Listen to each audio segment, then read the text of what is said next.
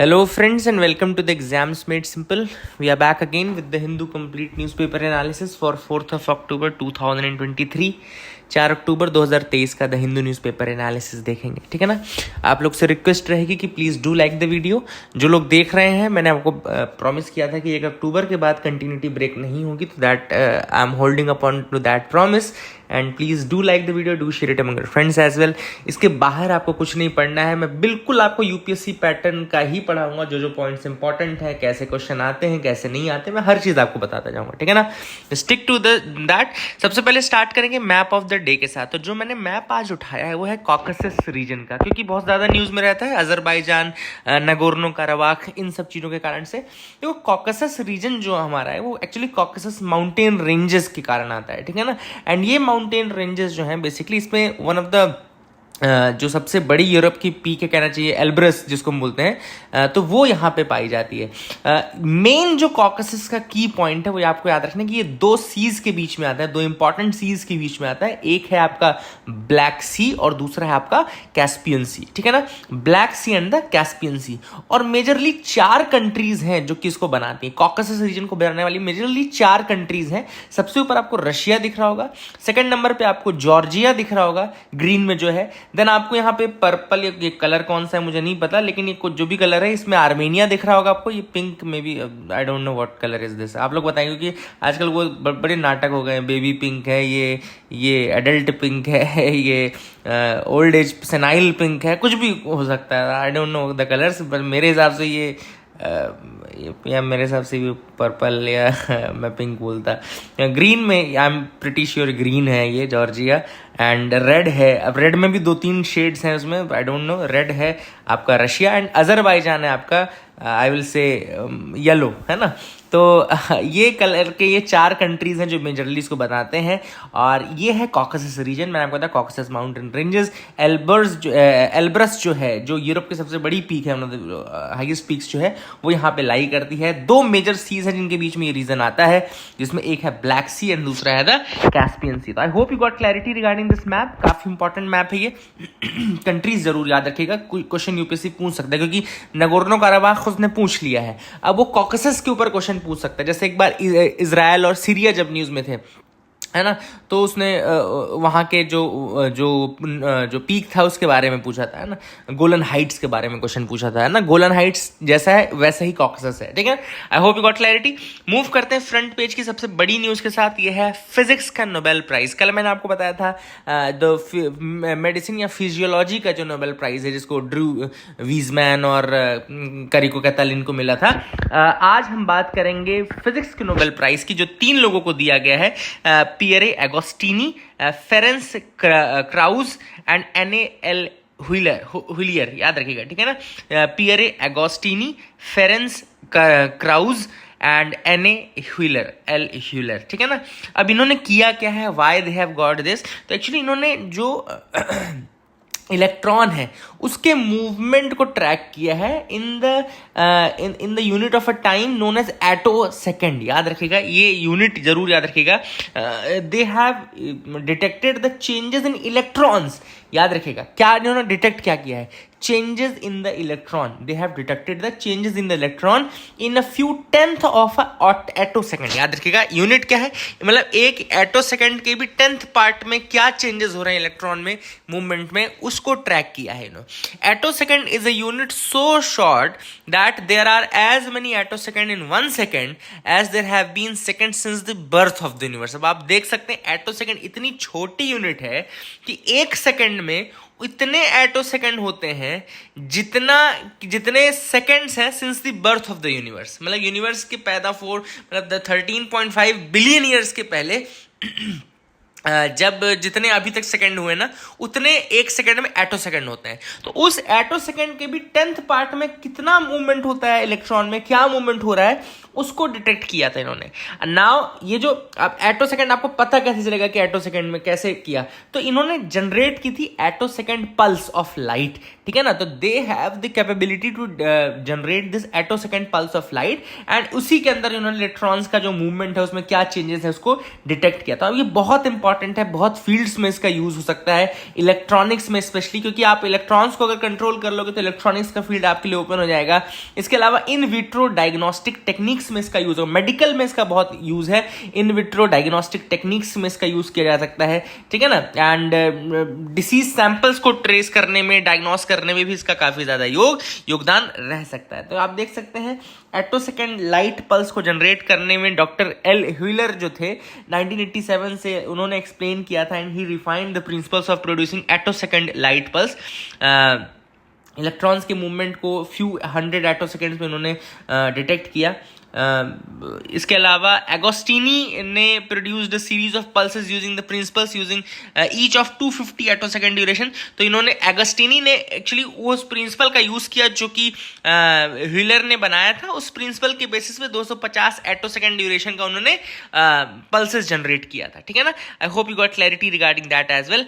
And doctor Krausz ने जो थे, he isolated a single pulse of 650 attoseconds duration. तो 650 एटो सेकेंड के ड्यूरेशन को आइसोलेट किया था डॉक्टर क्राउज ने, है ना। एंड इसके बेसिस पे उन्होंने जो भी डिफरेंसेस थे मूवमेंट में इन द इलेक्ट्रॉन को डिटेक्ट किया था।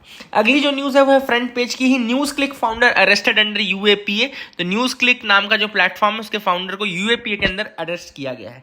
यूएपीए क्या है, तो अनलॉफुल एक्टिविटीज प्रिवेंशन एक्ट है, 1967 का एक्ट है। ये एक्ट का एम क्या है, prevention of unlawful activities and association in India, ठीक है ना, prevention of unlawful activities and associations in India.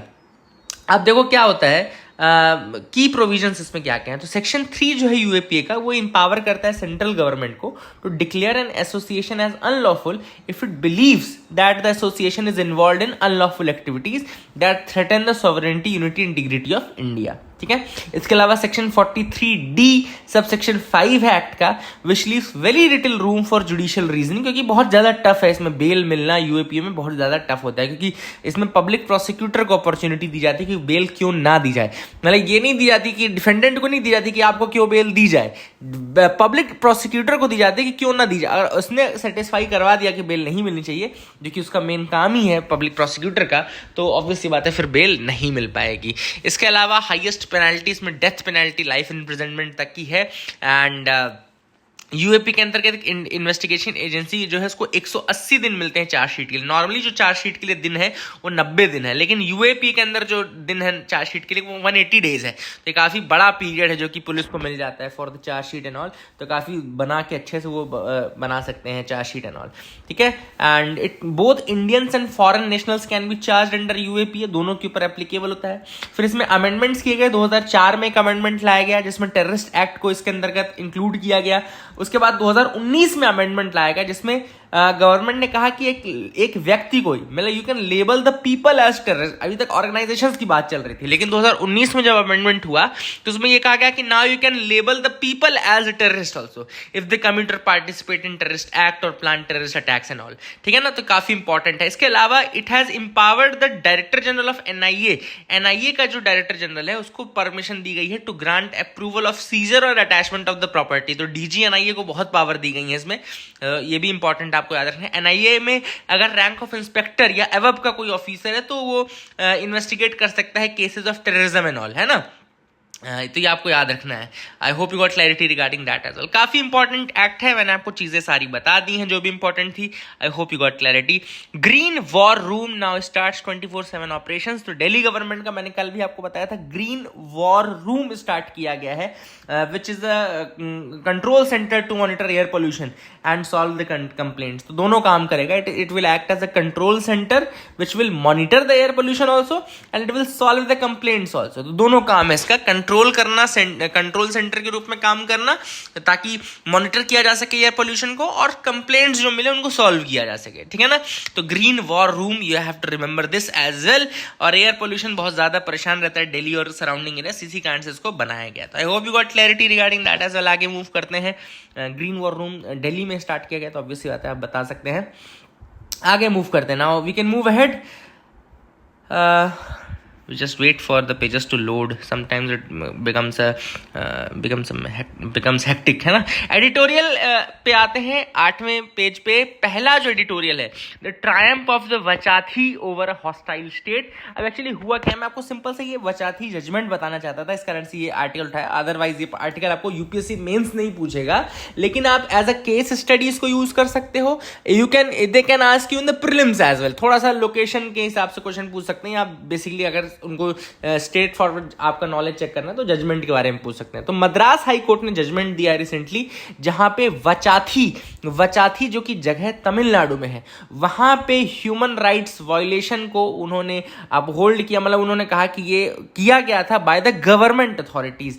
याद रखिएगा 1992 की बात है, जब सैंडलवुड यानी चंदन की तस्करी यानी चंदन के होल्डिंग के कारण मतलब एक गांव में ये लगभग 300 से ज़्यादा यूनिफॉर्म्ड लोग आए, जिसमें फॉरेस्ट के ऑफिसर्स इन्वॉल्व थे, रेवेन्यू के ऑफिसर्स इन्वॉल्व थे, गवर्नमेंट के ऑफिसर्स इन्वॉल्व थे, पुलिस ऑफिसर्स इन्वॉल्व थे. और उन सब ने वहाँ पे ड्रामा क्रिएट किया कि आप लोगों ने होल्ड किया है. होल्डिंग के बेसिस पे वो गए वचाथी नाम की जगह में, जहाँ पे बहुत सारे लोगों के साथ उन्होंने अत्याचार किया. I think women were raped and 300 policemen were there. 90 women, जिसमें कि एक प्रेग्नेंट वुमेन भी थी. 18 women including a pregnant woman were raped.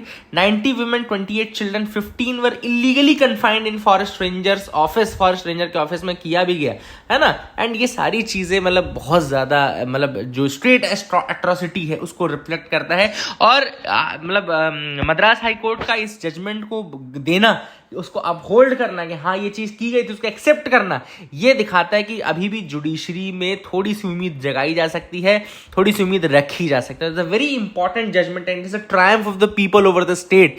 And actually this is the triumph of the people over the state. कि ऐसा नहीं है कि स्टेट जो मनाए वो कर सकता है. तो that is the big thing, big idea to get from this. ना सेकंड एडिटोरियल जो है वो है using AI for the audit techniques. तो अभी recently comptroller and auditor general जो इंडिया के हैं, Girish Chandra Murmu, he is the chair of the supreme audit institutions of the G20, है ना. तो he is the chair of the supreme audit institutions of G20. इन्होंने अभी रिसेंटली कहा था कि हम एब्सोल्यूट डिपेंडेंस एआई पे नहीं रख सकते ऑडिटिंग पर्पस के लिए, ठीक है ना. एब्सोल्यूट डिपेंडेंस हम एआई पे नहीं रख सकते हैं फॉर द ऑडिटिंग पर्पस. क्यों? क्योंकि अगर हम एब्सोल्यूट डिपेंडेंस रखते हैं एआई के ऊपर तो it can sometimes give inaccurate findings, है ना. और दूसरा इन्होंने बोला कि देखो क्या है, ऑडिटिंग तब तक सही नहीं होगी जब तक वो एथिकल नहीं होती, या जब तक वो इंटीग्रिटी के साथ नहीं की जा सकती है. अब एआई को आप कितने हद तक इंटीग्रिटी या एथिक्स सिखा सकते हो, that is a big question, है ना. That is a big question. Therefore he has said that कि बहुत ही रिस्पॉन्सिबल होना चाहिए एआई को, तभी जाकर के हम ट्रस्ट कर पाएंगे उसकी जो फाइंडिंग्स है, उसकी जो सारी चीजें है ना. Otherwise it will be very difficult to, क्योंकि ऑब्वियस बात है एआई एक है तो, अब है तो वो आर्टिफिशियली है, तो वो दो नाम में है ना आर्टिफिशियल इंटेलिजेंस. तो आर्टिफिशियल इंटेलिजेंस अगर है तो it is not the real intelligence जो कि जज कर सके कि कौन सा मतलब इंटीग्रिटी के साथ किसी चीज़ को या एक एथिकल एंगल के साथ जज कर सके. तो कितना वो एथिकल एंगल के साथ जज कर सकता है, that will be a big question. आप लोग को अगर एआई का थोड़ा समझना है ना, तो एक सीरीज है पर्सन ऑफ इंटरेस्ट. अगर आप लोग को मिले तो ज़रूर आप लोग देखिएगा. Person of interest very good series है ना. इसमें आपको काफ़ी एथिकल डिलेमास और ये सब भी देखने को मिलेगा. And specially after season 3 it becomes मतलब hell of a ride. It's very good show, my personal favourite show. अब यहाँ पर उन्होंने कहा कि responsible AI must be ethical and inclusive. जो रिस्पॉन्सिबल एआई है उसको एथिकल प्लस इंक्लूसिव दोनों होना चाहिए, है ना. Only ethical AI can add credibility, trust and scalability to the CAG audit. मतलब केवल एक एथिकल ऑडिट एआई ऐसा है, एथिकल एआई ऐसा है जो कि क्रेडिबिलिटी, ट्रस्ट और स्केलेबिलिटी को ऐड करेगा. अगर इंटीग्रिटी ऑफ डेटा मेंटेन नहीं कर सकते तो अब हमको इनएक्यूरेट ऑडिट फाइंडिंग्स मिलती रहेंगी. तो ऑडिटर्स जो है उनको एक्स्ट्रा विजिलेंट होना चाहिए, specially when they are using these AI techniques and all, कि उनसे जो डेटा मिल रहा है ऐसा ना हो कि अनऑथराइज सोर्सेज से आ रहा हो, जैसे कि सोशल मीडिया का डेटा उठा ले, या कहीं ऐसा ना हो कि डेटा मैनिपुलेशन या डेटा फैब्रिकेशन किया जा रहा हो, है ना. दोनों से हमको तीनों चीज़ों से बचना है. पहला क्या, किस चीज़ से बचना है, अनऑथराइज सोर्सेज का डेटा नहीं लेना है, जैसे कि सोशल मीडिया, मैंने कुछ लिखा, आपने कुछ लिखा सोशल मीडिया में, वो that should not be considered true.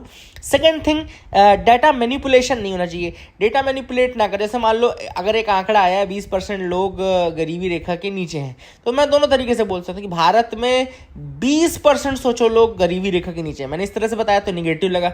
अब मैं आपको बोलूँ भारत में केवल 20% लोग ही हैं, बाकी दूसरी कंट्री में तो इतने हैं, है ना, तो मैंने मैनिपुलेट कर लिया उसी डेटा को, दोनों तरीके से, एक में पॉजिटिव निकल रहा है एक में निगेटिव, तो मैनिपुलेशन ऐसा होता है। फिर फैब्रिकेशन भी होता है कि मैंने डेटा ही फैब्रिकेट कर लिया, मैंने कुछ नया डेटा बना लिया जो कि किसी उसको सही करने या गलत करने के हिसाब से। इसके अलावा ऑथर ने यहाँ पे एक और सजेशन दिया है कि भैया एआई को रेगुलेट करो।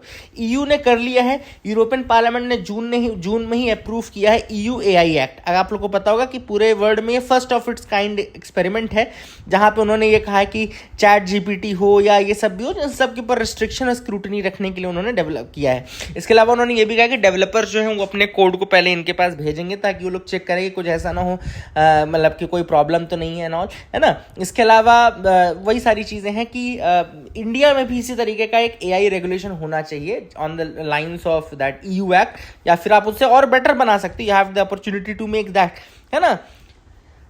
इसके अलावा एलन मस्क का भी एग्जांपल यहाँ पे दिया है, जिन्होंने ट्रुथ जीपीटी बनाने की बात की है, कहा कि भैया हम ट्रुथ जीपीटी बना देंगे। अब तो एलन मस्क तो क्या बना रहा है मुझे समझ ही नहीं आ रहा है, कुछ है ना, हमको बनाने लगा है वो धीरे धीरे, है ना। कार बना रहा था तब तक ठीक था, now he is making people now.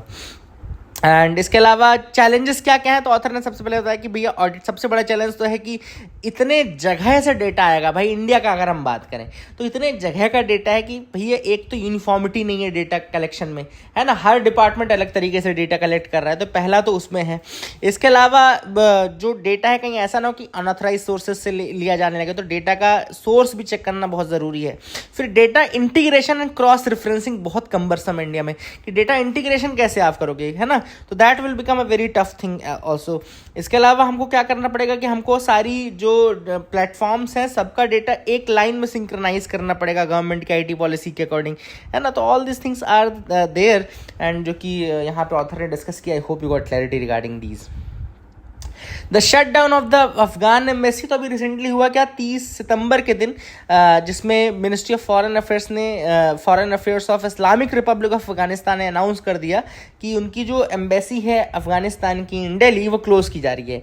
Actually में ये जो एम्बेसी है ये रिप्रेजेंट करती थी इस्लामिक रिपब्लिक ऑफ अफगानिस्तान को, जो कि इलेक्टेड रिप्रेजेंटेटिव्स की थी, एंड ये तालिबान को रिप्रेजेंट नहीं कर रही थी, इसीलिए ये फंक्शन कर रही थी एज अ स्टेटलेस एम्बेसी। याद रखेगा ये एक स्टेटलेस एम्बेसी के रूप में काम कर रही थी, है ना। और इसका जो शटडाउन है वो क्या, मतलब अफगानिस्तान इंडिया रिलेशन को कैसे टर्न करेगा, ना this a very big question to ask. But अभी तक ये जो इस्लामिक रिपब्लिक ऑफ अफगानिस्तान की एम्बेसी है, it was working as a stateless mission जब से तालिबान का कब्जा हुआ था काबुल के ऊपर, है ना।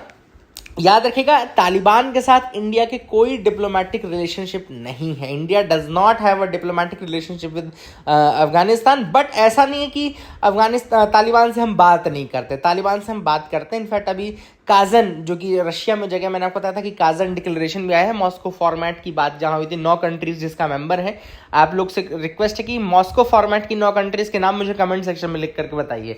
This is a question to you, Moscow format की 9 कंट्रीज के नाम आप मुझे कमेंट सेक्शन में लिख करके बताइए। That is one question to you, है ना। तो I hope you will be able to answer, है ना। वैसे मैं कोशिश करूंगा कि अगर वीडियो एडिट करता हूं तो यहाँ पे आपको दिखा दूंगा, लेकिन अगर नहीं करता हूं तो आप मुझे कमेंट सेक्शन में बताइएगा। I hate video editing and all, है ना, इसलिए मैं हमेशा जैसा वो फर्स्ट हैंड रॉ आता है वैसे ही डाल देता हूँ। यहाँ पे ऑथर ने कहा कि क्या इंडिया तालिबान के साथ इस्टेब्लिश करेगा फॉर्मल रिलेशनशिप, तो बिल्कुल कर सकता है, क्यों नहीं कर सकता है, क्यों नहीं करेगा, क्योंकि इंडिया ऑलरेडी रिप्रेजेंटेटिव्स तो भेज रहा है उनके साथ बात करने के लिए। दूसरी चीज़, बहुत सारी कंट्रीज है जिन्होंने तालिबान को मतलब रिकॉग्नाइज भी किया, जैसे चाइना हो गया, Pakistan, Iran, UAE, Russia, Qatar, ये सब यहाँ पे काफ़ी टाइज बढ़ा रहे हैं तालिबान के साथ। तो वैसे में हमारे ऊपर भी प्रेशर तो है कि भैया अपनी पोजीशन को रिकंसीडर करें।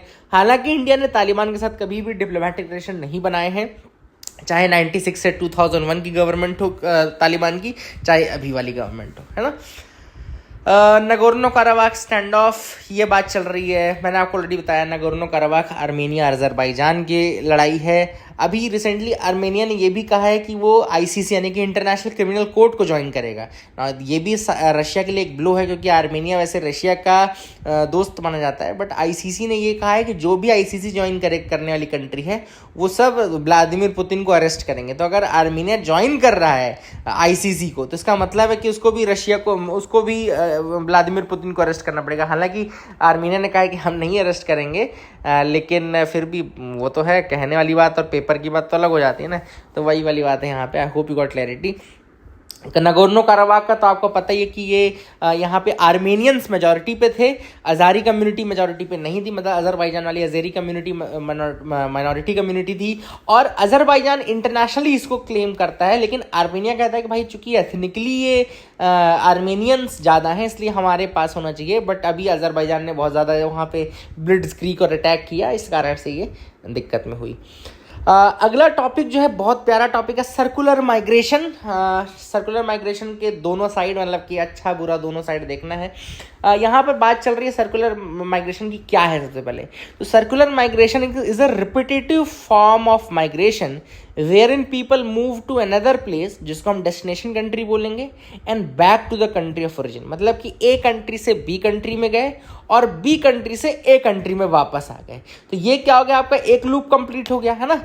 ऐसे ही अगर दो लूप कंप्लीट हो जाते हैं, 2 लूप्स कंप्लीट हो जाते हैं, तो उसको हम सर्कुलर माइग्रेशन, मतलब आगे डेफिनेशन में आप देखेंगे कि ये भी क्वेश्चन उठता है कि भाई कितने लूप होने चाहिए एक सर्कुलर माइग्रेशन कंप्लीट करने के लिए। तो हालांकि मैंने ए से बी तक गया, बी से ए तक गया, तो एक सर्कल तो यहीं पे कंप्लीट हो गया, A to B and B to A, एक सर्कल कंप्लीट। तो सर्कुलर तो इसी में हो जाना चाहिए, बट यहाँ पे जो डेफिनेशन लिखी है उसमें इन्होंने कहा है कि भैया 2 लूप्स कम से कम होना चाहिए। बट ओवरऑल समझ में आ रहा है सर्कुलर माइग्रेशन क्या है, कि आप रिपीटेटिव फॉर्म ऑफ माइग्रेशन है, जहाँ पीपल एक कंट्री से दूसरी कंट्री, जो कि डेस्टिनेशन कंट्री, वहाँ जाता है, फिर वापस सोर्स कंट्री ऑफ ओरिजिन में आ जाता है, फिर जाता है वहाँ पे और फिर आ जाता है, ठीक है ना। अब ये कैसे जाता है, कैसे आता है, बेसिकली ये है कि with the availability of employment, short term employment के लिए जाता है, टेम्पररी सेटलमेंट के लिए जाता है, टेम्पररी कॉन्ट्रैक्ट बेस्ड लेबर हो गया, ये इस तरीके से वो मूव करता है, ठीक है ना। ज़्यादातर ये लो इनकम ग्रुप्स में होता है, जहाँ पे सीजनल माइग्रेशन टाइप की चीज़ होती है ना। that happens in all, है ना। I hope you will remember. यहाँ पे देखो लिखा है, according to Felipe Fergus, migration can be defined as circular if it meets the following criteria.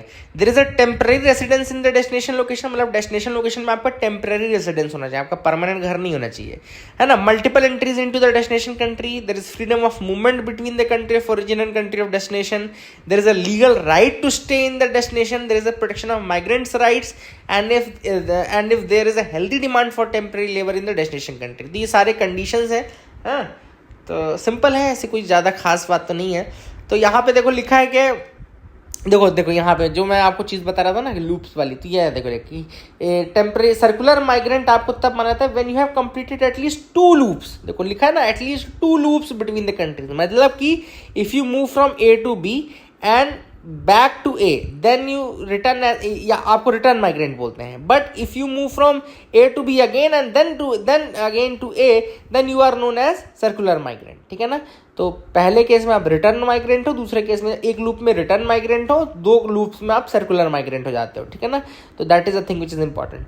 I hope you got clarity regarding that. अब इसमें देखो बहुत सारे फायदे नुकसान है, ऑब्वियस सी बात है। शॉर्ट टर्म के लिए जब आप जाते हो वहाँ पे किसी दूसरी कंट्री में, तो एक तो ब्रेन ड्रेन वाली समस्या खत्म हो जाती है। जैसे इंडिया परेशान रहता था कि ब्रेन ड्रेन हो रहा है, तो ब्रेन ड्रेन में तो भाई परमानेंट मूवमेंट हो जाता है ना। तो यहाँ पे ब्रेन ड्रेन वाली समस्या कम से कम सॉल्व हो जाती है, क्योंकि आपको पता रहता है कि आपका जो व्यक्ति गया है वो वापस आएगा, ठीक है ना। दूसरी चीज़ इसमें जो समस्या नहीं रहती वो है कि मतलब आप एक्सपर्टीज़ ले आ सकते हैं वहाँ से, बहुत सारी, मतलब जिस कंट्री से जा रहा है वहाँ कोई फ़ायदे हैं ना, रेमिटेंसेज आते रहते हैं उस कंट्री में, ये सारी चीज़ें रहती हैं।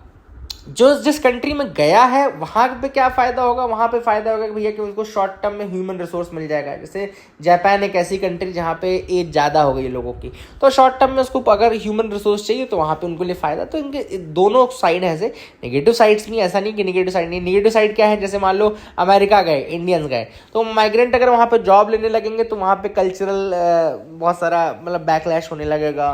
वहाँ पे लोग बोलते हैं, कई लोग बोलते हैं कि हमारा कल्चर ख़राब कर रहे हैं, कई लोग बोलते हैं हमारे हमारे जॉब्स ले रहे हैं, वहाँ पे वायलेंस होने लगता है कई बार, है ना। तो निगेटिव इम्पैक्ट भी है, पॉजिटिव इम्पैक्ट भी है। These are the impacts of circular migration. I hope you got clarity regarding this as well. आगे मूव करते हैं, देखते हैं और क्या इंपॉर्टेंट न्यूज़ आर्टिकल है। You can move ahead with me. यहाँ पे तो ऐसे कोई खास न्यूज़ नहीं लग रही है। Xi Jinping applauds Muizzu vows to deepen ties with Maldives. तो मालदीव्स में आप सबको पता है कि नई गवर्नमेंट आ गई है मोहम्मद मुइजू की, है ना। इब्राहिम सोलिह अब वहाँ नहीं रहे। और यहाँ पे देखो इलेक्शन के बाद मुइजू ने क्या कहा है कि हम इंडियन फोर्सेस को मालदीव से हटा देंगे। तो मैंने कल भी आपको बताया था कि ये जो मुइजू और सोलिह थे, ये दो पोल्स के रूप में थे। सोलिह इंडियन पोल को रिप्रेजेंट कर रहा था, मुइजू चाइनीज को रिप्रेजेंट कर रहा था, और वही हो भी रहा है। अब देखो मुइजू ने कहना शुरू कर दिया कि हम इंडियन फोर्सेस को हटा देंगे, ऐसा है। लेकिन देखते हैं मालदीव्स बिना इंडिया के कैसे सरवाइव करता है। Armenia's parliament votes to join ICC strengthening ties with ally Russia. मैंने आपको ऑलरेडी बता दिया है क्यों, रीज़न क्या है आर्मेनिया का कि मतलब वो ज्वाइन कर रहा है क्योंकि अजरबैजान से परेशान है, और रशिया के साथ उसका मतलब क्यों मतलब होगा रशिया रिलेशन ख़राब, ये भी मैंने आपको बता दिया क्योंकि अरेस्ट करना पड़ेगा, ठीक है ना। ये जगह याद रखना, आर्मेनिया की यरेवान नाम की जगह जरूर याद रखना। ये है ना एसोसिएटेड प्रेस ऑफ यरेवान ना, तो ये याद रखना। मैं आपको थोड़ा सा और बता दूं यहाँ पे आईसीसी यानी कि इंटरनेशनल क्रिमिनल कोर्ट के बारे में। तो it is the only permanent international criminal tribunal, only permanent international criminal tribunal. 1998 में रोम स्टैट्यूट जो है of international criminal court, Rome statute of international criminal court, उसको मतलब वो विज्ञान जो इसके फंक्शनिंग शुरू हुई थी 2002 से, 1 जुलाई 2002 से रोम स्टैट्यूट फोर्स में आया था। 1998 में क्रिएट किया गया था आईसीसी को, और 2002 में रोम स्टैट्यूट खुद फोर्स में आया था, ठीक है ना।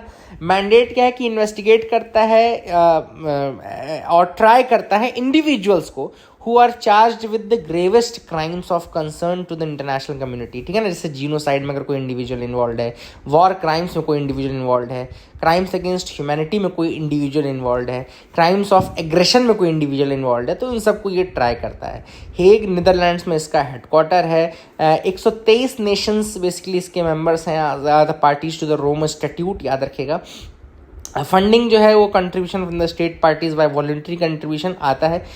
कंपोजिशन में लगभग 18 जजेस हैं, each from a different member country, elected to the non renewable 9 year term, 9 साल के लिए होते हैं, नॉन रिन्यूएबल दोबारा नहीं होते, एंड मेंबर कंट्री से लिए जाते हैं। 18 जजेस रहते हैं, ठीक है ना। एंड द प्रेसिडेंसी जो रहती है वो 3 जजेस के पास रहती है, एक प्रेसिडेंट रहता है और 2 वाइस प्रेसिडेंट रहते हैं। They are elected from among the जजेस ओनली, है ना, तो जजेस से ही लेते हैं। I hope you got clarity regarding that as well.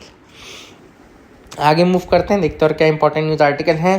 Manufacturing PMI जो कि हर मंथ निकाला जाता है, परचेजिंग मैनेजर इंडेक्स, मैंने आपको बताया है 50 की वैल्यू इंपॉर्टेंट है, क्योंकि अगर 50 ही है तो इसका मतलब कोई चेंज नहीं आया, और अगर 50 से ज़्यादा बढ़ता जा रहा है, बढ़ते तरफ है, तो इसका मतलब है कि एक्सपेंशन हो रहा है। और 50 के ऊपर भले हो लेकिन कम हो रहा है अगर, तो मतलब कॉन्ट्रैक्शन होता जा रहा है। तो ये आपको याद रखना। I hope you got clarity regarding that as well. So that is it for the day friends. I hope you like the video. Please like and subscribe, keep loving us, keep sharing us. Thank you and have a nice day.